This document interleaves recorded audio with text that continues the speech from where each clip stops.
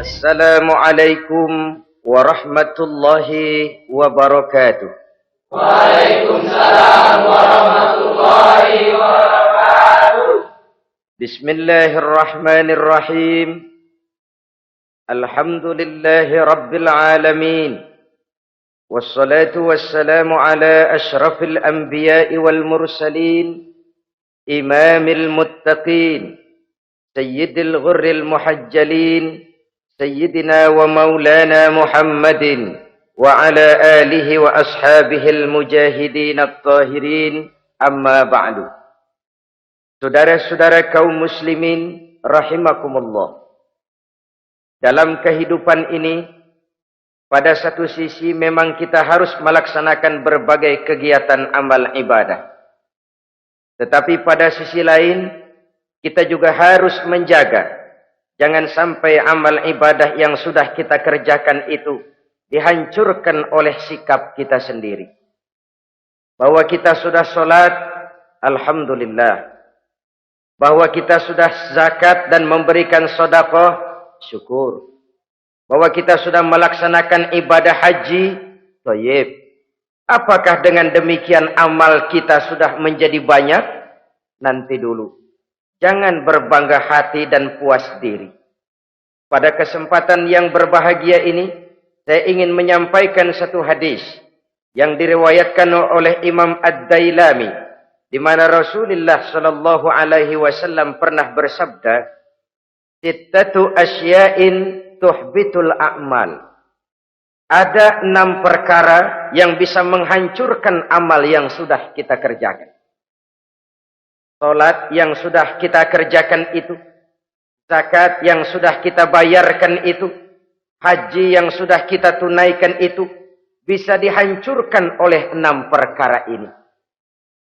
Nanti di akhirat, pada saat setiap orang menunggu pahala dari ganjaran amal yang ia kerjakan di dunia ini, kita menanti dan menanti, ya Rabb, mana amal kebaikan saya?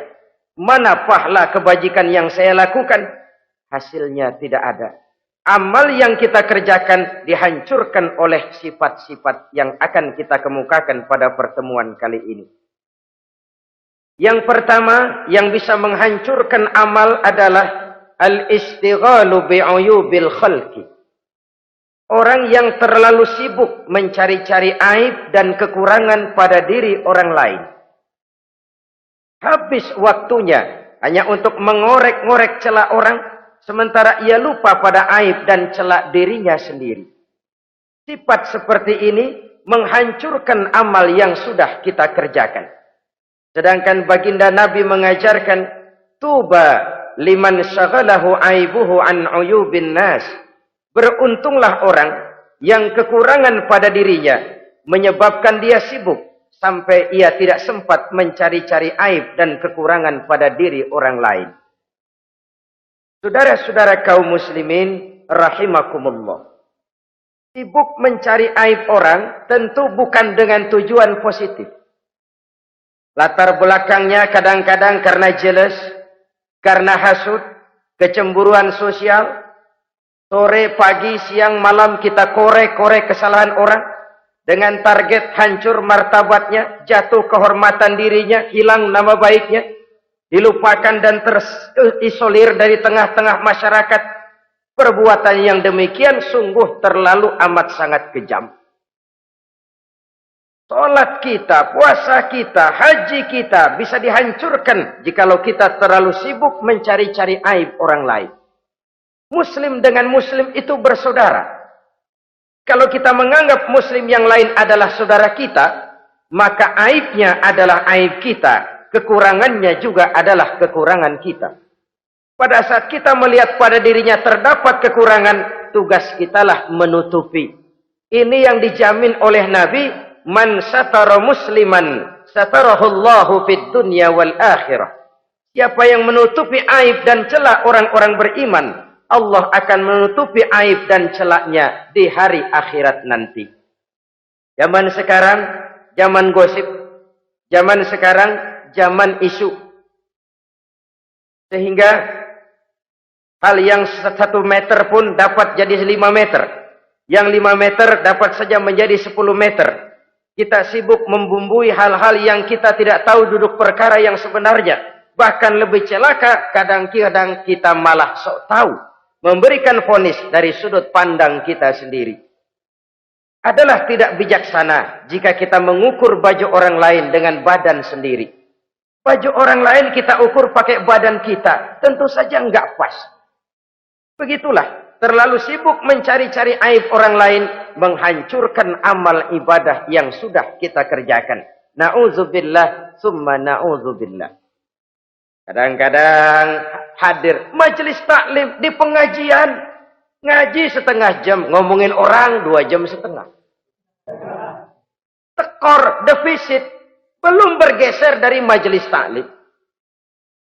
Ini kan penyakit rohani. Di mana kedudukan kita antara sesama muslim bagaikan satu tubuh. Kalau yang satu sakit, yang lain ikut merasakan sakit. Yang satu terhina, yang lain ikut merasakan terhina. Jadi pada saat kita melihat aib orang lain, kita ceritakan di mana-mana, kita bongkar di mana-mana. Tentu satu hal yang jelas. Kita tidak senang kepada orang itu. Kita tidak senang kepada orang itu. Dan kalau sudah tidak senang, maka fungsi persaudaraan bisa berubah menjadi permusuhan. Oleh sebab itu, kalau ada 2 orang berselisih, boleh kita bohong untuk mendamaikan 2 orang tadi. Misalnya si A sama si B berantem nih, jengkel, marah-marahan. Saudara datang ke rumah si A. A, saya dengar kamu lagi marahan sama B. Iya itu si B, kurang ajar. Bangsat, buajingan, tengik. Pokoknya kalau ketemu, awas. Ah, saya kira sih nggak begitu. A, tadi saya ketemu B, dia bilang malah kangen sama sampean. Dia pengen ketemu. Ingat masa lalu zaman sebantal berdua, sebatang rokok berdua. Dia kangen pengen ketemu. Padahal si B nggak ngomong apa-apa sama saya. Saya olah sedemikian rupa sampai si A tenang. A tenang, saya datang ke rumah B. B, katanya kamu lagi marahan sama si A. Iya tuh A, unyuk, monyet. Udahlah, pokoknya kalau ketemu dia saya hantam habis. Ah, barusan saya ketemu si A, dia bilang pengen ketemu ente. Pengen ngobrol kayak dulu, mengembalikan keharmonisan yang hilang, mengembalikan kehangatan persaudaraan yang lenyap. Si A tenang, si B adem. Kenapa? Karena bohong saya. Kesana saya ademin, kesini saya ademin. Jenis bohong seperti ini berpahala. Kenapa? Tujuannya mendamaikan orang yang sedang berselisih. Tapi kan orang bermental seperti ini jarang. Yang banyak kan tukang kompor sekarang. Taruh angetin, sini angetin, murub deh. Datang sama A, lu marahan sama B. Iya, gue kesel banget sama B. Emang? Wow. Diemang-emangin. Oh, udah, pokoknya gue mah kalau jadi elu takut sama si B, gue buka celana, gue pakai rok deh. Si A panas. A panas, datang ke rumah B. Komporin lagi. Dua-duanya panas, koslet, terjadi perkelahian. Biang iblisnya tukang kompornya. Sampai untuk mendamaikan 2 orang yang berselisih. Diizinkan berdusta. Kenapa? Prinsip Islam itu islah. Mencari jalan damai. Bukan mengeruhkan suasana. Inilah realitas di tengah-tengah masyarakat. Enakan ngomporin daripada nyiramin. Enakan manasin daripada mendamaikan 2 orang yang sedang berselisih. Apalagi kalau kita punya kepentingan. Main nimbrung aja kayak toge. Kagak ngerti urusan, nyampur aja nyampur. Toge kan begitu, toge. Ada laksa nimbrung, ada gado-gado ngikut, ada kredok masuk. Kagak ngerti juntrungan masalah, main nyampur aja nyampur. Ini kan tidak objektif namanya. Nah, mental seperti ini, wah, sholatnya khusyuk, zakat bayar, sedekah iya. Tapi kalau suka cari-cari aib orang, jembreng kesalahan orang di mana-mana, sholatnya, puasanya, hajinya bisa dihancurkan oleh mental yang seperti ini. Jangan bangga-bangga, sholat saya sudah banyak, puasa saya hebat, mantap, haji saya tiap tahun mondar-mandir ke Mekah. Tapi kalau mental seperti ini masih ada, waspadalah. Amal yang kita kerjakan bisa hancur oleh mental, sikap mental kita sendiri. Ini yang pertama. Yang bisa menghancurkan amal terlalu sibuk mencari-cari aib orang lain. Satu. Yang kedua, saudara-saudara, wa qaswatul qalbi. Orang yang hatinya keras, tidak mempan diberikan nasihat. Baik nasihat yang datang dari luar dirinya, ataupun nasihat yang datang dari dalam dirinya. Hatinya keras. Dikasih muka tembok, kulit badak, kuping kebo. Makhluk apa namanya itu? Wallahu a'lam. Rai gedek. Pantas ya kalau kita lihat sejarah, Islam itu turun di semenanjung Arabia. Sebagai test case. Masyarakat Arab 14 abad yang lalu dikenal keras, kasar, brutal, primitif. Dari berbagai aspek kehidupan. Standar, kalau di tengah masyarakat yang begitu keras Islam berhasil, masyarakat lain lebih mudah masuk. Kalau Rasulullah diutus di Cianjur, lalu dakwahnya sukses, saya nggak kagum. Paling-paling datang Nabi ke Cianjur disambut dengan ramah. Enggak, Rasul. Ayo nama kumaha Rasul wae, ayo nama itu. Pasti aman, damai, tidak ada cerita perang. Tapi Masya Allah, turun di tengah satu struktur sosial yang keras, kasar, primitif. Menghadapi orang yang hatinya keras seperti ini. Apa prinsip kebijaksanaan yang dilaksanakan oleh Rasul dalam menerapkan syariat Islam? Pertama, at-tadrij fit tasyri'. Dalam melaksanakan syariat, prosesnya melalui tahapan. Contoh. Jahiliyah dulu itu paling senang sama mabuk. Geng. Binteler. Oh, jahiliyah itu kalau sudah mabuk nggak cuma minum, mandi pakai arak. Subhanallah. Mandi pakai arak. Menghadapi masyarakat yang seperti ini, apa strategi syariat Islam? Mula-mula ayat yang turun. Yas'alunaka 'anil khamri wal maisir qul fihima ismun kabirun wa manafi'un linnas. Mereka bertanya kepadamu hai Muhammad tentang arak.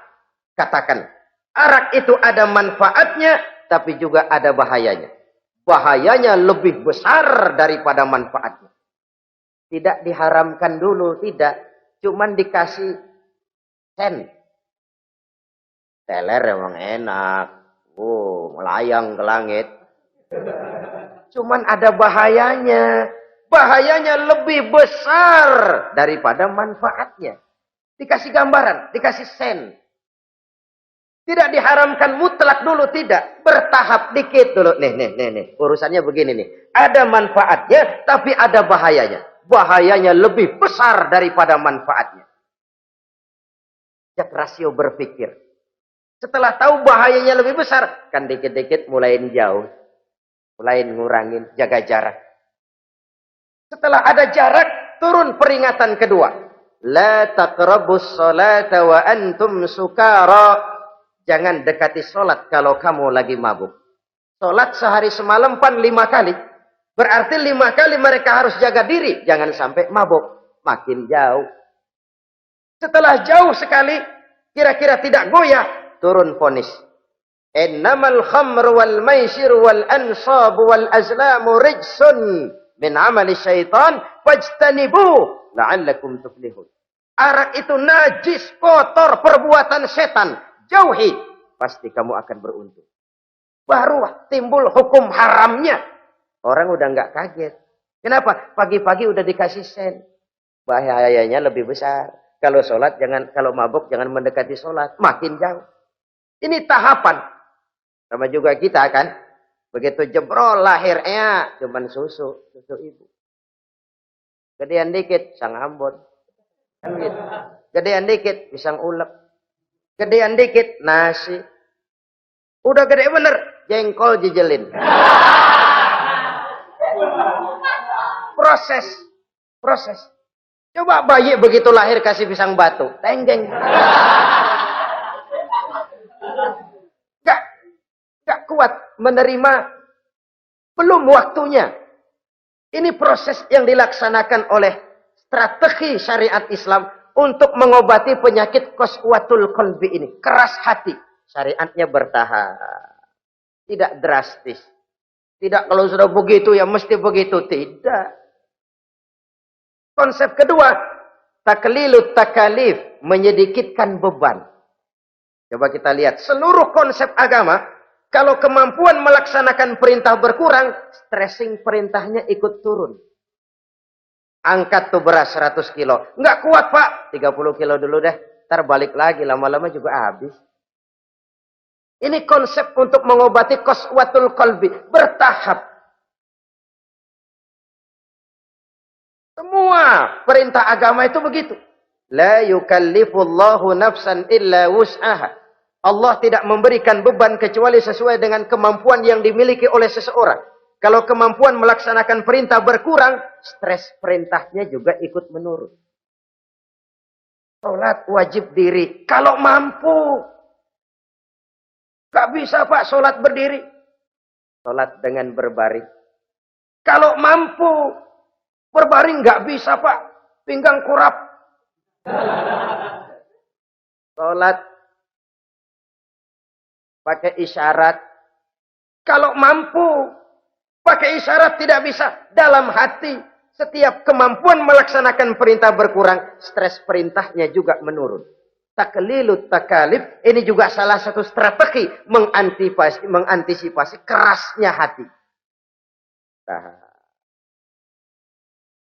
Konsep yang ketiga dari syariat, al-musawat bainan nas fi takalifil ahkam. Persamaan terhadap manusia di dalam berhadapan dengan hukum Allah. Kadang orang yang hatinya keras itu, logikanya jalan, ngukur suasana. Gimana sih lu? Menggerib kagak mau ke masjid? No, yang Pak Haji masih di perapatan. Yang Pak Haji disebut. Itu kan cenderung orang begitu. Kalau dia nyolong ayam, dia tunjuk orang yang nyolong kambing. Ini apologi namanya. Kenapa lo nyolong ayam? No, yang maling kambing urusin, gedean. Apologi. Lah kapan mau beres kalau begitu? Tidak introspeksi, tidak self-correction. Itu apologi. Untuk menutupi kelemahan diri, menunjuk kesalahan orang lain yang lebih besar. Itu kan nggak jantan namanya. Apologi. Tidak ada sifat untuk memperbaiki diri sendiri. Karena kecenderungan ini ada, Islam menutupi itu. Dengan apa? Semua manusia sama dalam berhadapan dengan hukum Allah.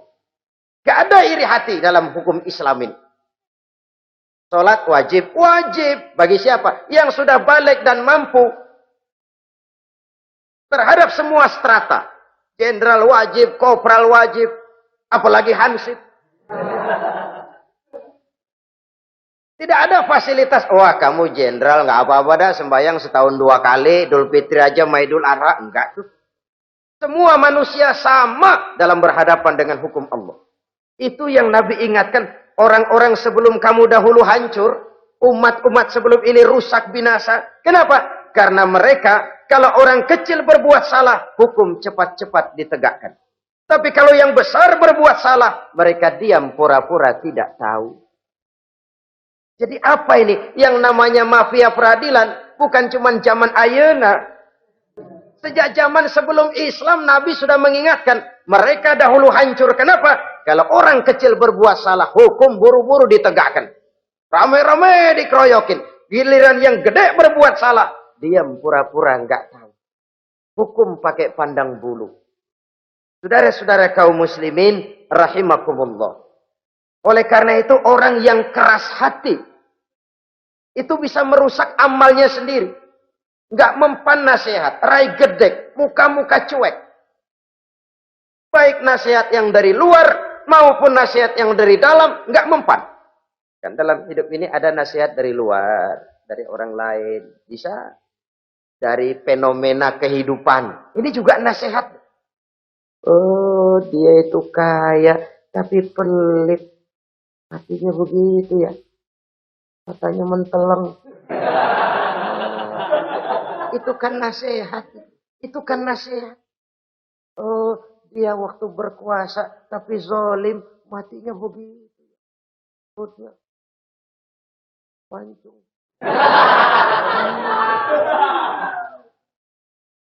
Fenomena kehidupan yang kita lihat, yang kita dengar, yang kita saksikan, itu semuanya bisa nasihat. Unzuru kaifa kana akibatul mukadzibin. Lihat kehidupan ini. Dunia ini kan sebuah sekolahan besar. Semua yang kita lihat, kita saksikan, kita pelajari, bisa jadi contoh buat kita. Orang yang bijak, yang bisa mengambil hikmah dari manapun datangnya. Baik dari yang baik, maupun dari yang tidak baik. Saudara-saudara kaum muslimin, rahimakumullah. Nasihat yang datang dari luar. Dari orang atau dari fenomena kehidupan. Atau nasihat yang tumbuh dari dalam diri sendiri. Perubahan organisme tubuh. Itu kan nasihat. Ya Allah. Sekarang cantik jelita. Iya, sedang sweet 17-an. Rambutnya hitam, ikal berderai. Iya, semua memuji.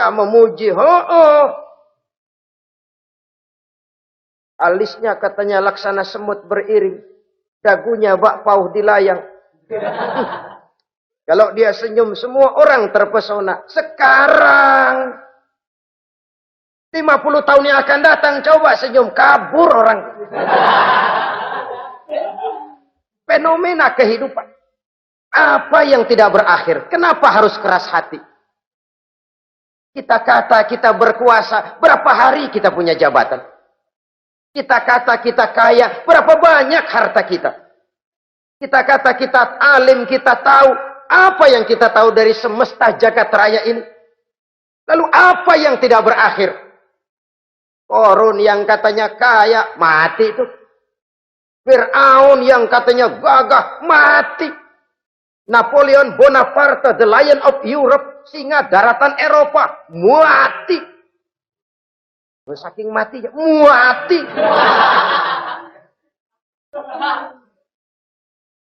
Kenapa harus keras hati? Kenapa tidak melihat perubahan fenomena alam sekitar ini? Apa yang tidak berakhir? Apa yang tidak selesai? Lalu apa yang mau kita sombongkan? Kenapa kita harus keras hati? Sehingga pantas dalam hadis kursi Allah menyatakan al-kibriya'u libasi. Sombong itu pakaianku. Manusia nggak pantas pakai pakaianku, kegedean. Pakaian Allah mau dipakai. Kalau Allah sombong, udah pantas aja udah. Kenapa? Kagak ada Tuhan lain selain dia. Udah pantas dia nyombong. Kita nyombong apaan? Oleh sebab itu, beruntung orang kalau diberikan hati yang lembut, mudah menerima kebenaran, peka terhadap kesulitan orang lain, ringan tangan memberikan pertolongan buat mereka yang memang memerlukan. Dan enggak semua orang dikasih begitu. Enggak semua orang. Lain ya, Umar bin Khattab sikapnya keras, tapi hatinya gampang menerima kebenaran. Nah, lain loh orang kayak begini. Keras sikap boleh keras, tapi hati mudah menerima kebenaran. Wah, kalau Umar kerasnya kan luar biasa. Tapi hatinya kok gampang menerima kebenaran. Ini hidayah. Coba lihat waktu berita Rasulullah meninggal dunia. Sampaikan oleh para sahabat, Umar jengkel. Cabut pedang. Siapa bilang Muhammad mati, saya tabas batang lehernya. Dia nggak siap menghadapi kenyataan. Emosinya yang jalan, bukan rasionya. Keras. Bilang deh, Muhammad meninggal. Saya tabas batang lehernya. Untung ada Sayyidina Abu Bakar. Beliau tidak bicara langsung, cuma pidato. Ayyuhan nas, man kana ya'budu Muhammadan fa inna Muhammadan qad mata. Wa man kana ya'budu Allah fa inna Allah hayyun la yamut. Hai manusia, siapa yang menyembah Muhammad, Muhammad sudah meninggal. Tapi siapa yang menyembah Allah, Allah maha hidup dan tidak akan pernah mati buat selama-lamanya. Sayyidina Umar tersentak. Subhanallah, saya salah. Bagaimanapun Muhammad hanya seorang manusia. saya cinta dia, saya suka dia, nyawa saya pertaruhkan untuk dia. Tapi dia manusia dan saya tidak menyembah Muhammad. Ia sadar akan kekeliruannya, berlinang air matanya. Keras sikapnya, tapi lembut hatinya. Nah, yang kayak begini, bagus. Ini udah sikap keras, hati keras, yaitu tadi. Muka tembok, kulit buadak, kuping kebo. Diapain aja udah nggak mempan aja udah. Susah yang kayak begini. Saudara-saudara, ma'asyiral muslimin rahimakumullah. Jadi yang kedua yang bisa menghancurkan amal kita, orang yang hatinya keras. Wah. Yang ketiga sekarang, yang bisa menghancurkan amal kita itu wa hubbud dunya. Orang yang terlalu cinta kepada dunia. Nih, pakai kalimat terlalu ya. Kalau sekadar cinta kepada dunia, why not? Kita cinta anak dan istri, wajar. Kita cinta harta benda, tentu. Kita cinta sanak famili dan seluruh handai tolan, memang. Kita juga cinta kepada bangsa dan tanah air. Itu bagian dari iman, persilahkan. Yang tidak boleh itu kalau sudah pakai kalimat terlalu. Terlalu. Sebab kalau sudah terlalu, itu sudah di luar kontrol. Orang lalu menghalalkan segala cara. Terlalu cinta kepada jabatan. Akhirnya bergeser. Sholat menghadap Allah. Dengar mau pindah jabatan ke tempat kering. Gerasak gerusuk nyari dukun. Ini kan namanya iya kanak budu wa dukun nastain. Nggak bisa wong itu satu paket. Kalau iya kana budu wa iya kana nasta'in. Kalau hanya kepadamu ya Allah kami menyembah, hanya kepadamu kami minta tolong. Ini paket, jangan dipisah-pisah. Menyembahnya kepada Allah, minta tolongnya kepada yang lain. Sinkret, bercampur. Iya kalau es campur enak.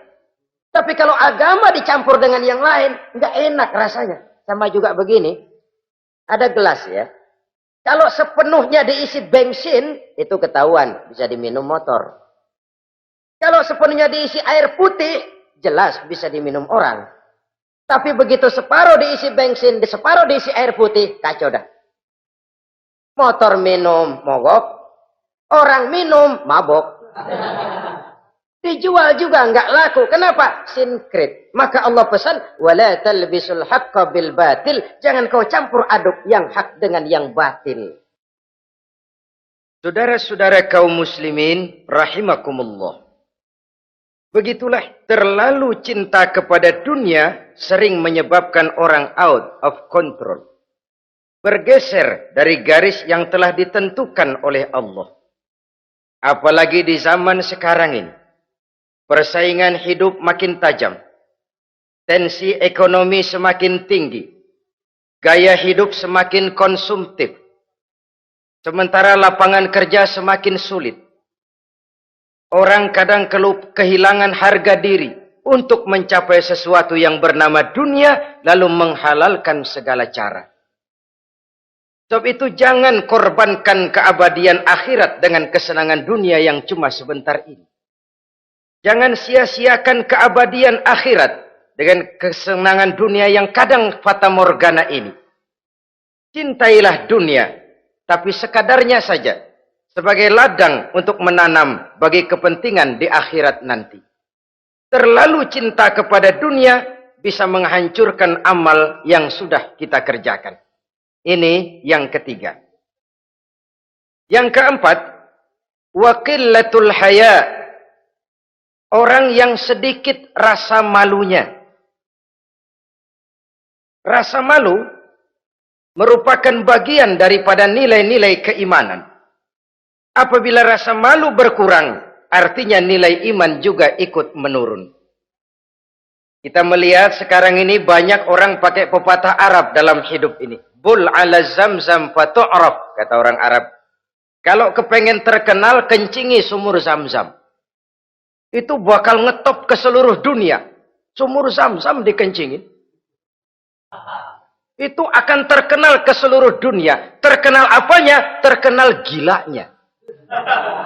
Jadi apa maksud pepatah ini? Kalau pengen cepat terkenal, bikin yang aneh-aneh. Yang orang lain nggak kerjain, kerjain. Yang orang lain nggak pakai, pakai. Nanti kan aneh, dilihat orang. Kalau dilihat orang kan cepat ngetop. Pantas apa tidak nomor 18. Yang penting terkenal aja dulu dah. Artinya apa? Rasa malu dikuburin. Rasa malu disingkirin. Kalau sudah sedikit rasa malu, tidak terhalang melakukan perbuatan-perbuatan yang negatif. Satu contoh. Tujuan utama diperintahkan berpakaian itu kan menutup aurat.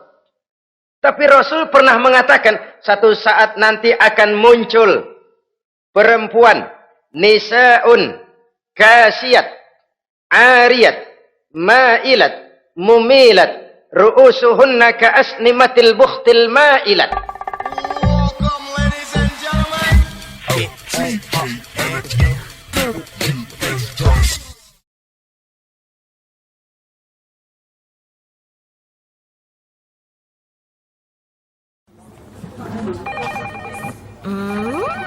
What is it? Ooh, a new chocolate product by the Integral CJ's Management. What chocolate? No, my girl. It's a new CJ's brand. Kepalanya ditata begitu rupa persis kayak punggung onta. Itu rambut lagu apa tahu deh. Ini kan fenomena berpakaian tapi telanjang. Kenapa? Yang dikejar mode, yang dikejar merek. Kiblatnya Paris, London, Roma. Imamnya siapa? Pierre Cardin, Christian Dior, Escada, Etienne Egner. Merek yang dikejar, mode yang dikejar, aurat pontang-panting. Ditambah oleh tayangan-tayangan berbagai iklan yang merangsang anak-anak kita untuk hidup konsumtif. Iyo. Cocok iya jeng urang yo. Terangsang dia untuk konsumtif. Dihadapkan kepada kenyataan. Suasana ekonomi enggak menunjang. Orang tua lemah ekonominya. Dia lihat sekelilingnya ternyata yang lain juga begitu.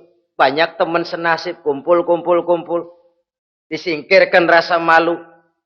Akhirnya tukang bajai ditodong.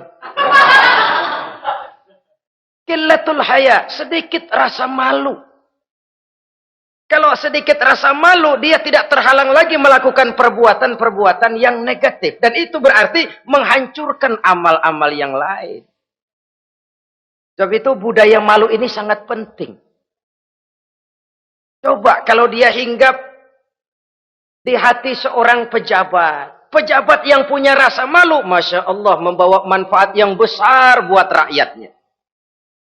Contoh saja ya, di Jepang itu ada Perdana Menteri Hosokawa, saudara-saudara dengar. Baru 8 bulan jadi Perdana Menteri. Dia dijuluki Mr. Clean, Mr. Bersih. Diisukan terlibat skandal, cuma 4-6 miliar rupiah. Itu pun buat kampanye kemenangan partainya. Diisukan begitu rupa, malu Hosokawa. Malu mengundurkan diri, baru 8 bulan jadi Perdana Menteri. Mundur, malu. Padahal Hosokawa nggak kenal ketuhanan yang Maha Esa. Nggak kenal. Tapi budaya malunya luar biasa. Nah kalau sudah pejabat nggak punya malu. Habis. Kan sekarang umpamanya nih. Ada impres desa tertinggal. Disunatin. Sampai marah betul itu Bapak. Para pimpinan negara kita itu. Tidak ada maaf bagi pejabat yang nyunatin IDT. Kenapa? Kan tipis rasa malu. Turun dari atas sunatin. Turun ke bawah sunatin. Turun ke bawah sunatin lagi. Nyampe bawah tetelan doang dikit banget. Kebanyakan tukang sunat. Saudara-saudara. Budaya malu yang nipis. Orang kaya kalau punya budaya malu. Bawa rahmat bagi lingkungannya. Ulama kalau punya rasa malu, nggak jual ayat menghalalkan yang haram, mengharamkan yang halal. Bagaimana Kiai? Haram! Karena belum dapat bagian. Begitu dapat jatah, haram dikit dah.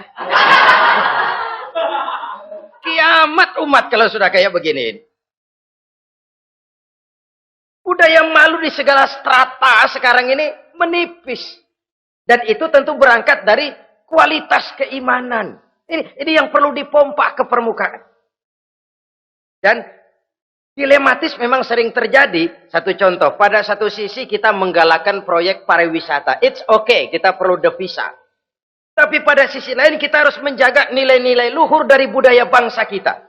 Jangan sampai kemasukan wisata mancanegara, lalu budaya mereka yang tidak sesuai juga ikut kita serap. Bule masuk ke Indonesia, pakaian seenaknya, dia mau udah pantas aja udah. Perempuan ayab-ayaban ke pasar pakai kutang doang, bule pantas aja. Bocah kita ayab-ayaban ke pasar pakai kaos kutang, perempuan mana panok melulu.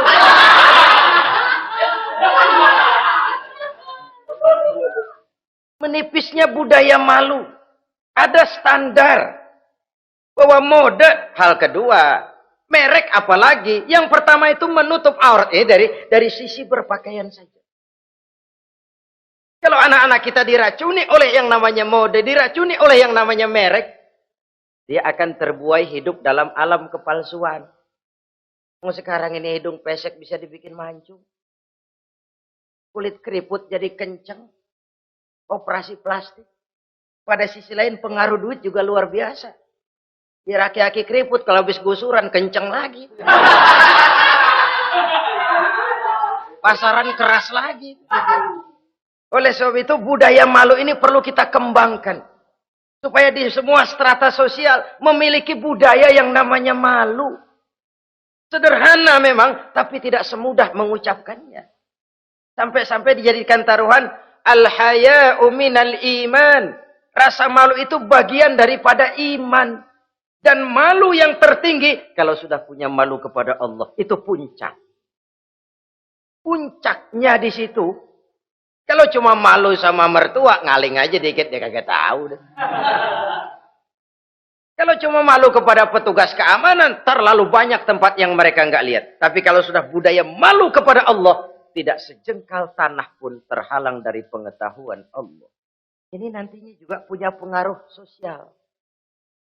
Sosial kontrol sekarang juga sudah renggang. Dulu kalau ada hal yang dianggap aib, satu kampung tahu. Malunya selebar awak. Sekarang budaya hidup sudah individualis. Tetangga mau apa kayak cuek aja udah. Akhirnya orang anteng. Lah nggak apa-apa ini dah, tenang aja dah, besok begitu aja lagi. Sosial kontrol juga sudah agak renggang sekarang ini. Kalau dulu orang punya rasa sosial kontrol yang begitu dekat. Oleh sebab itu, budaya malu merupakan bagian daripada iman. Orang yang sedikit rasa malunya bisa lepas kontrol. Kalau dia sudah lepas kontrol, dia bisa melakukan hal-hal yang merusak amal perbuatannya sendiri. Oleh karena itu, pada pertemuan kali ini, saya juga mengajak, mari kita tumbuh kembangkan budaya malu ini. Saudara-saudara kaum muslimin, rahimakumullah. Yang kelima, yang bisa menghancurkan amal kita, watulul amal. Orang yang terlalu panjang angan-angannya.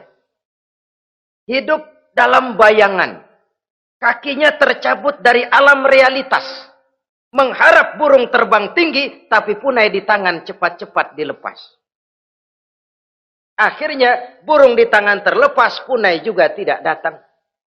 Terlalu panjang angan-angan. Hidup cuma nunggu keajaiban. Yang diwiridin jikalau. Orang sudah kemana-mana dia masih anteng. Jikalau andai kata umpama misalnya.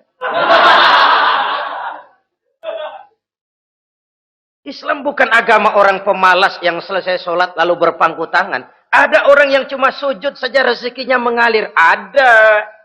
Ada orang yang cuma munajat di keheningan malam. Rezekinya mengucur. Ada. Tapi kan bukan kelas kita. Itu kelas antara dia dengan Allah, tidak ada jarak lagi. Orang-orang yang batinnya bersih. Doanya didengar. Permohonannya dikabulkan. Permintaannya cash. Kalau kita bisa bayang cuma nadah doang, nggak mau usaha, paling banter orang undang tahlil kita. sebesek campur geretan udah. Kita ini tahap yang bekerja, berusaha, berdoa, tawakal. Pernah dalam satu sholat Jumat Rasulullah di masjid, ada seorang sahabat Badui datang dari pedalaman mau sholat Jumat, turun dari onta cepat-cepat masuk ke masjid. Ditegur oleh Rasul, ontamu sudah kamu ikat? Belum ya Rasul. Kenapa? Saya tawakal kepada Allah. Marah Rasul. Keluar, ikat ontamu, masuk lagi ke masjid, baru tawakal. Sederhana sekali, tapi inilah gambaran kehidupan. Ikat ontamu baik-baik, baru tawakal. Kalau nggak diikat, udah tawakal, terus hilang, tawakalnya salah. Sudah diikat rapi-rapi, masih hilang juga. Nah, tawakalnya benar. Sudah usaha, sudah ikhtiar. Toh hilang juga. Gambarannya sederhana. Ikat ontamu baik-baik, lalu masuk ke masjid, barulah engkau bertawakal. Jangan onta dibiarin keliaran, lalu tawakal. Tawakalnya yang salah. Saudara-saudara kaum muslimin, rahimakumullah. Islam mengajarkan keseimbangan. Kita wajib berusaha, tapi tidak wajib untuk berhasil. Hasil itu hak prerogatifnya Allah. Berusahalah sebagaimana harusnya di satu sisi, tapi minta tolonglah kepada Allah di sisi lain. Ada keseimbangan. Orang yang terlalu panjang angan-angannya biasanya malas bekerja. Terangsang ngejar kerjaan yang gede, yang kecil kagak dikerjain. Akhirnya yang kecil lewat, yang gede kagak datang. Padahal rezeki itu kan yang penting mudawamahnya ya, rutinnya. Biar banyak tapi begitu sekali datang banyak, begitu stop 10 tahun kagak datang terus. Sengsara juga. Yang penting mudawamah, continue-nya itu. Biarin duit sih banyak, asal rutin aja. Gak apa-apa. Tulul amal, terlalu panjang angan-angan. Hidup di alam bayangan. Terlepas kaki dari akar kenyataan. Hidup ini kan kenyataan, harus dihadapi secara nyata. Islam ini agama yang wajar, hiduplah secara wajar. Jangan melakukan sesuatu yang memang bukan makom kita di situ. Artinya apa? Kalau memang kita cangkir, lalu minta air seember, kan lebihnya mubazir. Cangkir, minta air diisiin seember. Buat apa lebihnya? Bukan makom kita. Jangan tercabut dari akar kenyataan. Siapa sih kita ini? Jangan ibadah baru ala kadarnya, sikap udah kayak wali. Iyalah kalau wali cuma sujud, permohonannya makbul. Kenapa? Dia dengan Allah itu nggak ada jarak. Kita, lapisan dosa kita yang bikin jarak. Makanya sering dijelaskan ya. Kalau ada hadis, siapa yang baca Bismillahirrahmanirrahim, dia lewat di atas air, beku itu air, dia bisa jalan di atas air. Bismillah saja bisa jalan di air. Tapi kan soalnya kemudian, Bismillahnya orang yang bagaimana? Model kita, maaf lah, 1000 kali baca Bismillah, lewat di empang, tenggelam kita. Bukan Bismillahnya yang lain. Yang baca mentalnya, pribadinya yang lain. Makom kita belum di situ. Kalau memang makom kita masih harus berusaha, berusaha. Bahwa nanti Allah berikan rizki lewat jalan yang tidak kita sangka-sangka, itu sih urusan Allah. Itu sih haknya Allah. Tapi urusan kita harus berusaha sebagaimana harusnya kita berusaha. Ya, emang jodoh dari Tuhan, apanya pakai nyari, dan ntar juga aja datang. Datang cuma nenek-nenek kali.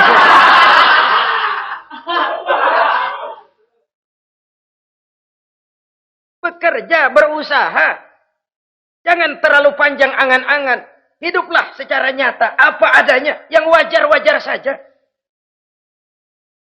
Tinggal di gubuk reot, hidup pakai gaya jet set.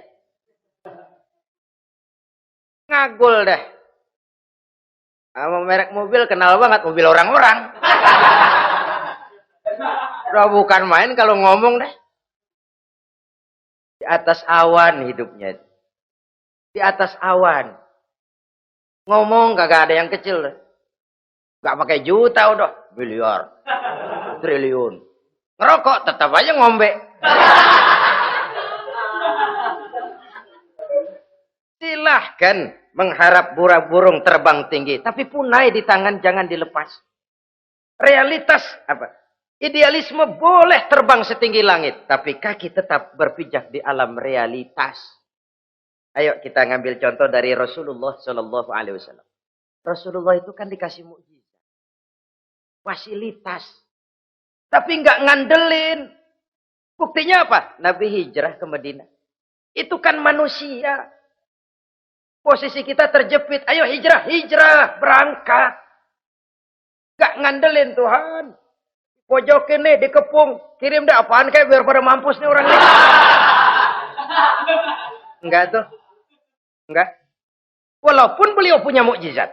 Tapi enggak ngandelin. Kenapa kita enggak lihat itu? Perang Uhud kalah. Kalah. Berlumur darah dari kakinya yang mulia itu.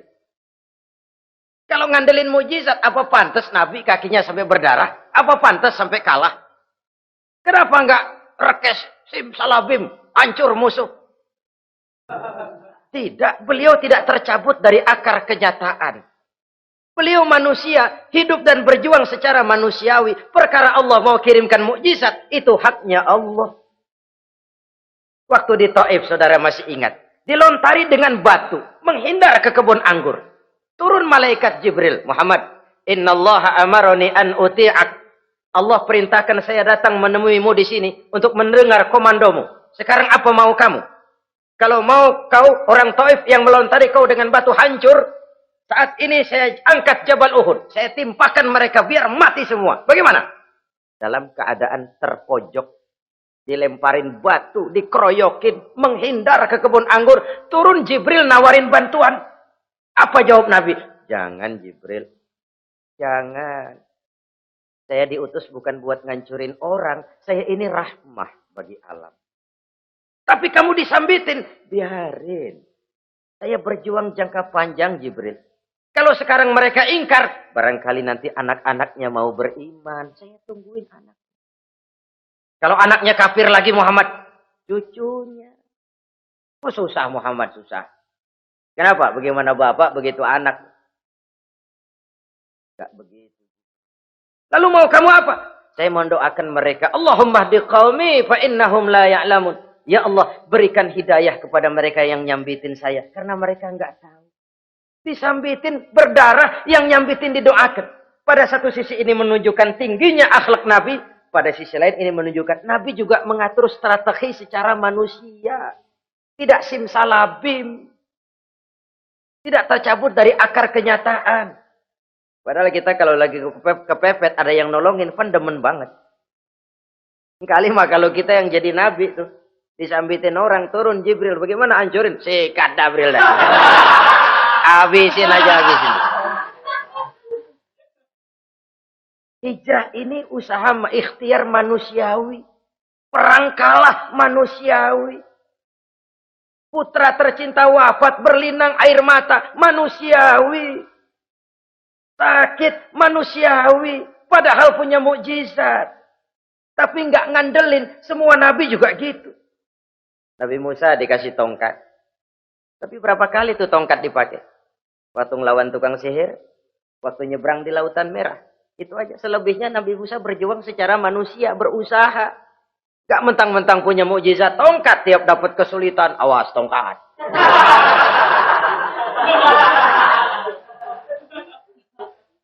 Butuh manusiawi. Ini Rasul. Kenapa kita nggak lihat itu? Kenapa kita lalu tercabut dari akar kenyataan dan hidup dalam khayalan? Sampai di satu anekdot yang menyentuh. Sekarang ini akibat tayangan-tayangan televisi begitu rupa. Ada seorang bapak ditanya sama anaknya. Pak, Tuhan sama Batman kuatan mana sih? Logikanya sudah dipenuhi oleh gambaran Batman. Bahwa Batman itu kuat, gagah, menolong yang lemah. Timbul logika. Kuatan mana sama Tuhan gitu. Pengaruh yang dia lihat itu membentuk opini. Sama juga sekarang coba lihat ibu-ibu. Kalau udah Cassandra, itu masakan ditinggal tuh angus di dapur. Angit tuh tempe.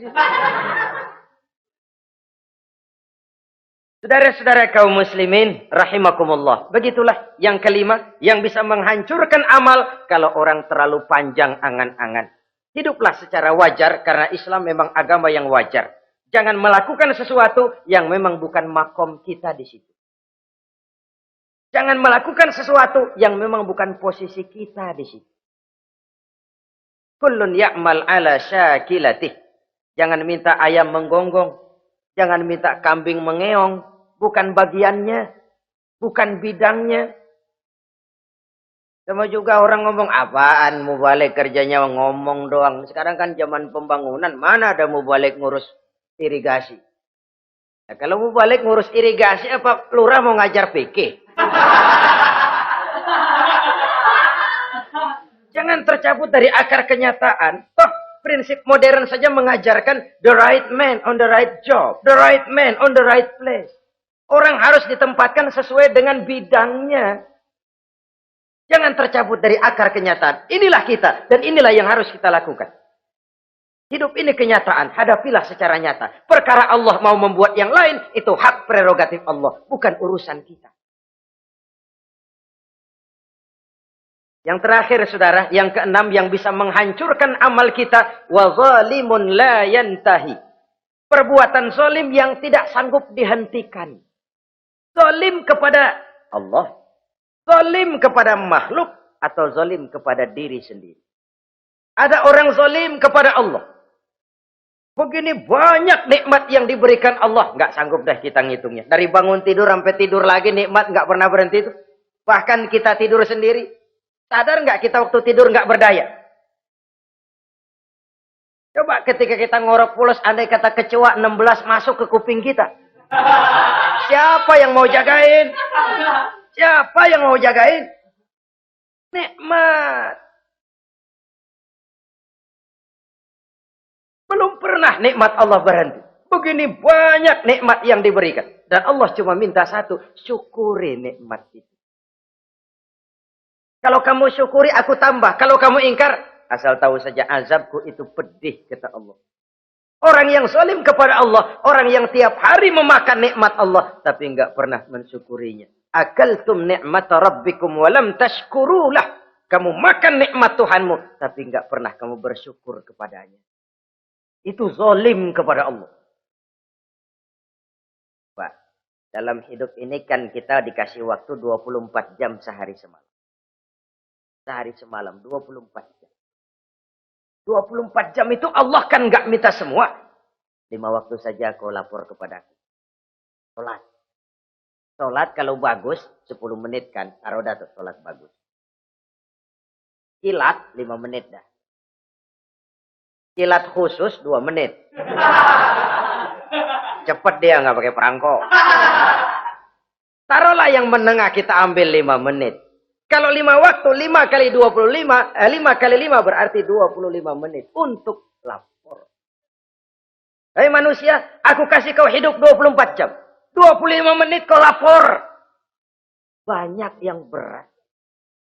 Padahal sisanya masih 23 jam 35 menit.